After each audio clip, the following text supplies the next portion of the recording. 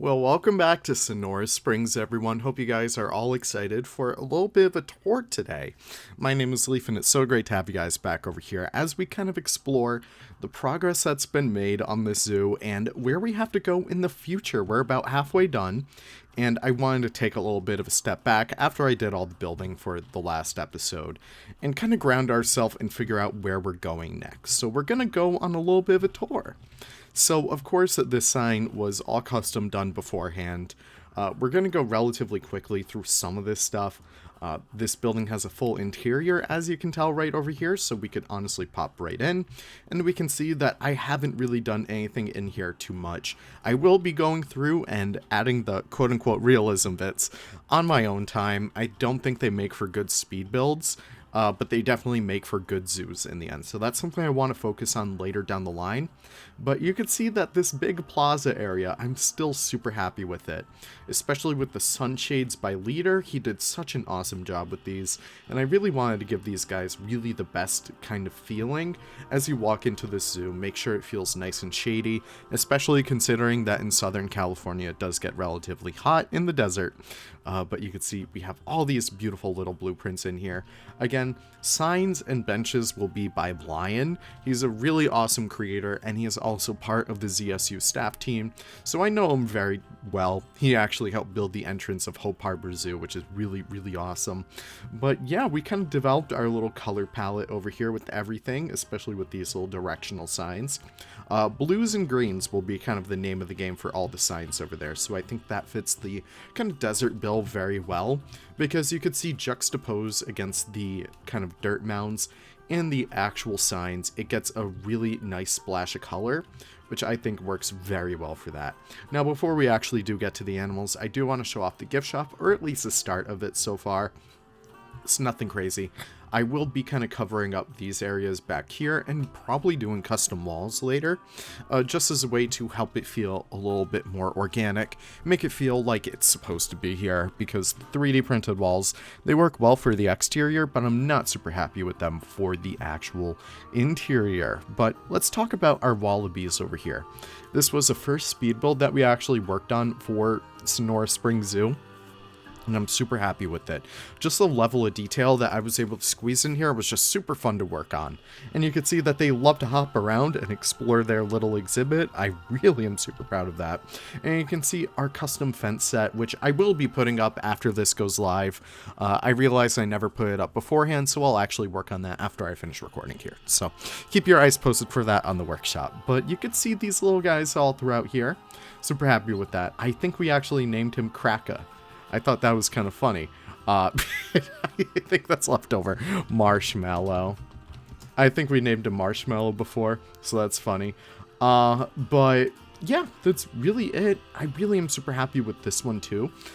So I actually use the eucalyptus tree feeder as a way to incorporate some smaller eucalyptus trees throughout here. They're just a very hardy, dry tree that works really well in this kind of setting. And yeah, I'm super happy with that. In terms of the actual rock work around here, big shout out to Mr. Lion Rider and Mr. Zuv for really helping create these really awesome blueprints. And yeah, just really helps this whole exhibit come to life when all is said and done. So from there, you will come out over here to our meerkat exhibit. I think that's going to be one of the first things I'll work on relatively soon. Just getting that all said and done. I'll just probably retouch up everything as I make my way throughout here. But let's check out what we actually do have so far. We have the caracals. Again, we do have a melanistic one in here, and we do have a regular type. Just a really fun exhibit with a good amount of climbing frames. I didn't really want to go too crazy with the climbing frames, but give them a lot of natural climbing areas. So you can see that they have all this beautiful, lovely little rock to climb on. And yeah, their exhibit is just very dynamic. So I wanted this to feel like you're going through a little bit of a canyon and exploring the wildlife that kind of lives in it. You can see that we do have our dung beetles in here, if they're actually still alive. I believe they are. They're just really tiny. Yeah, look at those little guys right there. So you come out over here to the other viewing of the caracals, and you get a really nice kind of cross exhibit view in here. Just gives you another look into the habitat that you can't really see from that angle. And yeah, that's really it. You can see them kind of just chilling in that side of the exhibit, but they will come up to this part of the glass. They have their little keeper access right over there, so they have a little sliding door. I thought that was super cute to work on. And then right across from them, we have the 9-banded armadillos. So I don't think any are in there. Oh, yep. One's in a little bit of a cave right over there. I got to work on some of the more theming in here. So far, I only have Goron's mining area sign over here, but I do want to add some like tools and pickaxes and stuff later, so I'll work on that in a little bit. But you can see that they have a small exhibit. That's exactly the way I like to build. I like to build a little bit more smaller because it's a little bit more realistic. A lot of the times when you do go to zoos, especially older ones, you'll notice that the exhibits aren't as big as they really quote-unquote should be, and it just gives in a lot more ideas for storytelling. It gives the zoo a little bit more vibiness, I guess, charm, whatever buzzwords you want to throw out there. Armadillos just have a nice amount of area to roam around in. They could access this top part, I believe, as well, so we'll just push them right up there.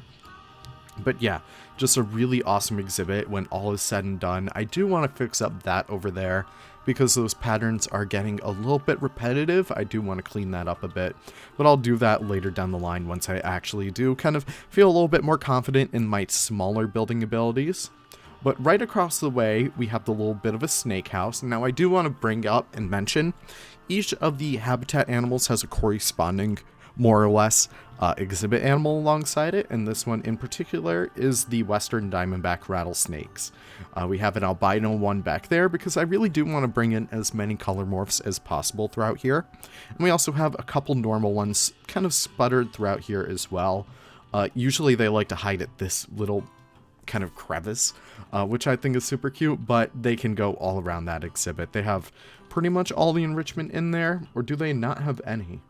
No, they don't really have any, so honestly, I'll just go throughout here and add some of these, because I really want to make sure that these guys are nice and comfortable. So yeah, we have a couple of those going throughout there. I think that looks super awesome right there. And we also use the PVC, or the PVC strip curtains, which I think works super well for a building like that, especially when you want it to be nice and dark on the inside. It really gives a super nice effect, and the guests can actually collide with it, and they have physics. It's just really awesome to see. And again, keeping in line with the American kind of vibes, I have the axolotl, or the axolotl, as the commoners like to say. But we have these guys kind of swimming throughout here. I believe we have the wild morph, and we actually do have the white morphs as well, wherever they may be. Yep, one right there. So that's kind of cool. I realize my animals are starving. I know someone's probably going to comment that down below. Even if I address it right now, I'm sure you guys will still comment down below. I'm going to add keeper huts relatively soon, just to make sure that all of our keepers are able to access and feed our animals. So please keep that in mind. Don't yell at me about that. But moving on from there, we have the striped hyenas, and I realized that when I recorded this, we actually didn't have the remastered version, so that is kind of cool.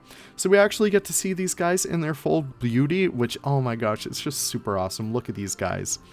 So yeah, I really wanted to give these guys a nice dynamic kind of wraparound habitat. So you can see right over here, we actually do have a puff adder exhibit. So I thought that was just a really fun way to incorporate some exhibit animals. And they kind of do have their top section kind of blocked off with a whole bunch of like miscellaneous kind of trinkets and stuff. So it's like shipping crates and stuff. I thought that was kind of cool. But they have all of this exhibit to run around and explore in. Right now, it seems like they're kind of sticking over to that end right over there. They do have a guillotine door. I think that's the correct one to call it, right over there. So that's just really cool. And I do have this moat in here because I wanted to have this nice unobstructed view, very much based off of Zoo Miami's spotted hyena exhibit. And yeah, I'm just super satisfied with it. And this beautiful Mpingo tree right in the middle of it, I think I do want to raise it up a little bit more, just give it a little bit more height. I think that gives a perfect amount of shade for these guys back here, and I just really do love the vibes. So that is really cool, and you can actually see how you kind of stack against a striped hyena right there. I really do love the signs in this pack. They're super, super useful. And again, here are some animals that we have not built for just yet. We have the tortoise, we have the aardvark, and we'll have the fennec fox. These guys will have their own tiny little night house, which is going to be super fun to build for. And the tortoises will be on the outside of that so that they could kind of enjoy the sun and stuff. So I'm just super happy with that. I can't wait to build for those guys. I think it might be a triple header episode. Now, making our way over to Australia, right over here, we have our exhibit boxes. So those little hatches would open up for the keepers to actually access these animals. So we do have a blue-tongued skink right over there, just chilling. And we also will pop over here and check out the common death adder. Hell of a name. But yeah, these guys are just chilling right over there. They're in these little containers, storage containers, so I will be uploading these to the workshop as well. Just a really awesome way to display these animals in a really unique way, especially outside. I always do love seeing terrariums outside. It's not really done too often where I am, but whenever it is done, I always geek out about it. I think it's super cool. Common wombats over here, super happy with these guys as well. They have a relatively dry exhibit, which I do want to change out relatively soon. Someone very kindly pointed out on the video before that the common wombats actually prefer a little bit more of a wet environment. So I will kind of go throughout here and kind of make that dry dirt and stuff into a little bit more of a muddy texture. So you can see what my technique would be to do is to go through with the rough rock and the smooth rock a little bit and kind of make it a little bit more darker and stuff, and still try and keep in mind a little bit more of the textures, but I'll be doing that relatively soon and adding a little bit more grass in here too. We're just doing it now. We get a little bit of a live building in here. Never do that too much often anymore, so that's always super fun to see. But yeah, I'm super happy with their exhibit. It's probably my favorite one in the entire zoo, just because of that little viewing area right there. I thought that was super fun. So making our way over here to the Bold World butterflies, I still love that sign right there. It's just super awesome, super colorful, and it really does show off like what I really want to exemplify throughout this entire exhibit. It's just the beauty of the butterflies. So I did some very fun tricks with free build throughout here, so if you do kind of click around here, you can notice that there is a walkthrough exhibit right here. And you're walking over it, so the butterflies will go a little bit more further down to the ground, which works very well, except for when they clip right through it. But you could see some small little features like right over here that I forgot to cover up, but I don't think I will because it's super cute. They have that little butterfly nest right there, so I think I might change that out and possibly move that right over there so that the guests can actually see them using that, going in and out from there. But I do have another one kind of right over here, I want to say. You could see that little guy flying right over there. But no, it's just such a fun way to do that. Big thing right here is that this is all planted garden. So I will say right off the bat, you guys should go ask Mike Sheets to garden rescue Leaf's garden, because I'm not even a big fan of it. But if you comment on his video, ask him to come garden rescue Sonora Spring Zoo. I'm sure he would love to see that. But yeah, that's all we have for the outdoor garden, and we also have this little section over here, which is just the ones that the guests can actually walk through on the top of that, so I thought that was kind of cool. Again, we only have monarch butterflies on the exterior, just because I felt like, you know, they're in the migration pattern from like the Sonora Desert down to Mexico where they breed, so I thought that was super fun just to have right up there. I really do enjoy having them, especially in this locale of the zoo. I thought that was super fun to do. Now over here, this is relatively boring area, but we do have this little butterfly garden in here. So this is a little bit of a greenhouse where you could get your exotics. So I do have the blue morphos from South America. I do have the cloudless sulfurs from I forget where, and the European peacocks from Europe, of course. And yeah, just a really awesome mix of butterflies in here.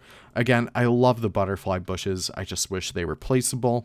So I included one of those in here. And I also have to give a huge shout out to Bold for this lovely little chrysalis display. I thought that was super cute right there. So we have that section right in there. And then once you exit out of here, you are pretty much done with everything that we have so far. So you can see from the top down, we still have a few more exhibits to go. We have 1, 2, 3, 4, 4 is right over there. 5, 6, 7, 8, 9, 10. A couple of these are new, so we should probably talk about them a little bit. Next one, in terms of like the progress of this zoo, is going to be the emus and kangaroos, specifically red kangaroos. Then I'm going to have a little bit of a section kind of leading you down to Africa. And over here, I'm going to have the African lion. That's going to be super fun to have. And then over here, I'm going to have the giraffe. And I will also have, if I could place it down and get rid of random rotation, the blue wildebeest. If I could spell correctly. Yeah, I really wanted to include these guys over here. Many people were kind of being leaf. You should build for blue wildebeest. You should build a savanna. And I finally caved in. So we're going to have this really unique kind of savanna look over here. I really want to plan for this to be kind of a, what do you call it? Predator-prey exhibit. So I really want to have this be lower down a little bit more. And from the lion exhibit, which I'm going to change the orientation of just a smidge, it's going to be on a cliffside. So down here, if I just push it down enough, you'll be able to kind of get the illusion that the giraffes are being preyed upon by the lions. Not the giraffes, but the wildebeest. So if you kind of do that little thing right over there, you should be able to see that the hill back here, which I'm kind of planning out as we go along, we'll have the giraffes back there, or the wildebeest, and you can see the lions up in front right here. That's the goal, at least. So I'm going to be working on that relatively soon. Hopefully it should be done by the next DLC release. That'll be super fun to have. But moving off of there, I also have this little section right back here, which I think I will expand a little bit because I want to include just a little bit more. I think we're going to have maned wolves and anteaters because they can combine in real life. So we're going to have them have this nice big section back here. And I will kind of double up on their holding space just to make sure that they do have all the space that they would require. And I'll tell you what, I'll even expand this just a little bit more. And yeah, we'll be able to work with that a little bit more once we do get to that section back there. But I don't know, I'm super happy with all of this. Maybe we'll even do this as a walkthrough over here. I'm not really sure because we have all that area. And moving on from there, we will also have prairie dogs right over here. Just a really simple exhibit that kind of connects to the holding area of the nocturnal house, as well as African penguins. Just very Africa Rocks inspired. Not really with the sharks, but definitely with like the rest of the scenery around it. I really want to include African penguins in here just as a nice entrance animal because they would really fit the bill for that. But that is really it for Sonora Springs Zoo so far. I really want to thank you guys for stopping by. I hope you guys are enjoying the series. We just had the last episode premiere relatively a few days ago. So I hope you guys enjoyed that. It looks like you guys did. Again, just really, really fun job with the kind of garden over here. Really fun to put together. So that was just a really awesome episode altogether. But yeah, that's pretty much it for Sonora Springs Zoo. I think I'm going to take this time to kind of get back into work over here and kind of enjoy this zoo for a little bit more and get that blueprint out for you guys. So thank you guys so much for watching. We'll end it with our little kangaroos because I always do love to see these guys kind of hop around. Thank you guys so much for watching. If you did enjoy it, you guys already know how to lend your support and whatnot. Thank you so much one last time, and I'll see you all in the next episode. Take care and have the most wonderful of wonderful days. Goodbye now. Wonderful days.